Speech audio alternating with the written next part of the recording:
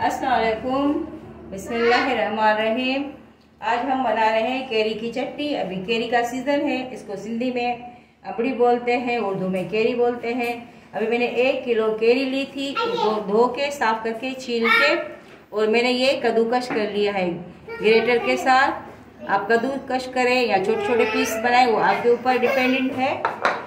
1 पाव गुड़ लिया था, गुड़ नहीं हो तो आप 1 पाव चीनी यूज़ कर सकते हैं या उससे कम भी यूज़ कर सकते हैं। जितना मीठा पसंद हो उतनी डालें, बहुत ज़्यादा भी चीनी अच्छी नहीं लगती। इसमें क्या क्या मसाले जाएंगे आपको बताती हूँ। अभी मैंने इसके लिए साबुत मिर्चें ली हैं गोल वाली, और मैंने सफ़ेद ज़ीरे को कूटा हुआ है और सौंफ को कूटा है। सौंफ ये 1 टीस्पून है और ये सौंफ पाउडर है 1/2 टीस्पून। ये अदरक है, इसको छोटे छोटे से चंक्स बना लिए हैं। काला नमक भी डाल रही हूँ, इससे सफ़ेद आम रेगुलर नमक है। और ये इसमें अजवाइन डाल रही हूँ। और ये इसमें काली मिर्च है, काली मिर्च का पाउडर है, कलौंजी है, और ये सौंफ पाउडर है। और इसमें सौंठ पाउडर भी डाल है। सौंठ पाउडर जो सूखा हुआ अदरक होता है उसका पाउडर होता है, वो 1/2 टीस्पून या उससे भी कम। ये चटनी हाजमे के लिए बहुत अच्छी होती है। जिन लोगों को भूख नहीं लगती, हाजमा सही नहीं होता, इस चटनी खाने से भूख भी लगती है और हाजमा भी अच्छी दुरुस्त हालत में हो जाता है। अभी इसको किस तरह बनाना है अभी मैं आपको बनाना सिखा रही हूँ। बिस्मिल्लाहिर्रहमानिर्रहीम। पैन को मैंने गर्म करने के लिए रख दिया है। अभी इसमें मैं पानी ऐड करूँगी। 1 कप पानी डालें। अभी इसमें डालना होगा ये 1 पाव के करीब गुड़ है, इसको मैंने मोटा मोटा कूट लिया था। अभी इसको डालना है। इसके बाद मैं शामिल करूँगी ये केरी को मैंने कद्दूकश कर लिया है। कद्दूकश नहीं करे तो आप छोटे छोटे इसके पीसेस बना लें, उससे भी सही होते हैं। ये 1 किलो केरी थी, इसकी छिलके उतार लिए, गुठली निकाली, तो अभी समझे ये ½ किलो हो गई। अभी इसमें मसाले मैंने पहले भी बताए थे, दोबारा रिपीट कर रही हूँ।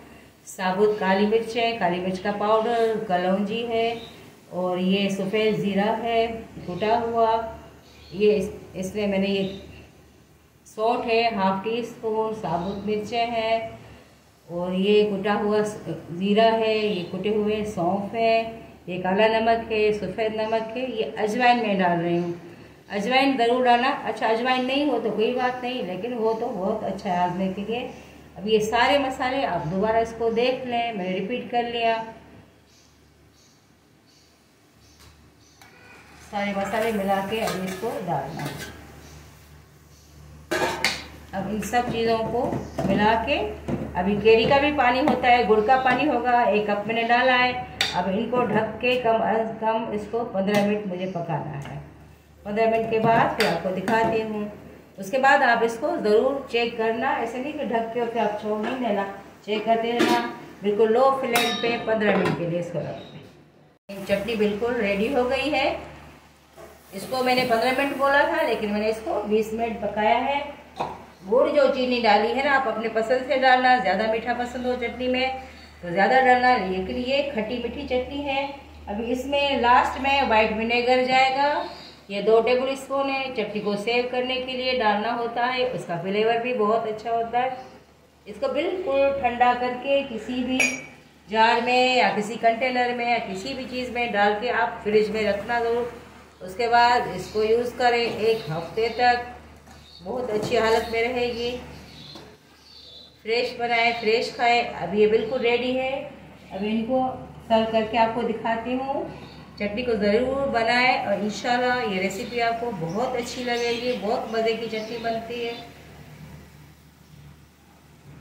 अभी मैं चटनी को सर्विंग बाउल में डाल रही हूँ। इसको बिल्कुल ठंडा करके फिर सर्व करना है। गरम गरम को नहीं खाना। मेरी रेसिपी को आप ट्राई करें, शेयर करें, लाइक करें, सब्सक्राइब करें।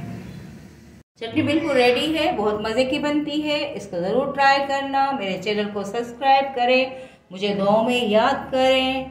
अल्लाह हाफ़िज़। अस्सलाम वालेकुम फ्रेंड व्यूअर्स, आप मेरी मॉम के चैनल को सब्सक्राइब करना मत भूलना। और हमारी रेसिपी को लाइक करें और अच्छे अच्छे कमेंट कीजिएगा, और हमारी नेक्स्ट रेसिपी देखने के लिए हमारे बेल आइकन के बटन को ज़रूर प्रेस कीजिएगा। Thank you so much. Allah हाफिज़।